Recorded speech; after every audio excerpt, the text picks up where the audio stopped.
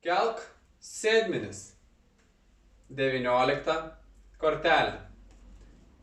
Patogiai atsistokime, saugiai, sveikoj, saugioj savo erdvėje.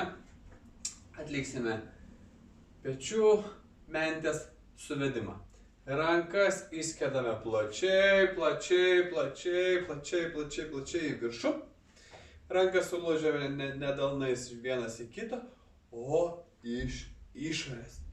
Kiek galime skatinkime savo alkūnės išsitiesti.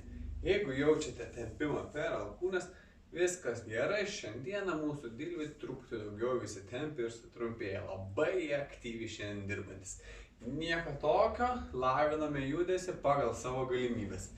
Rankas ištiesiame, alkūnės skatiname ištiesti ir susipažinkime tiesiog su judesiu. Įsivaizduokite vizualiai, kad piešite žvaigždę. Ir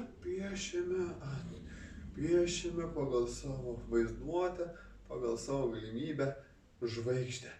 O dabar susipažinote su judesiu, kviečiu pajunginėti savo ir mentis. Jauskime, kad pečiai nesukelti iki ausų, o pečiai, pomentiniai raumenukai, bučiuojasi, susiveda į stuburiuką.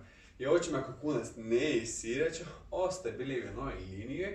Įtraukime pilvą, sustangriname, rankas suneriame ir jaučiame, kaip kažkas nugaroj sunkiai iš raumenuko susiveda.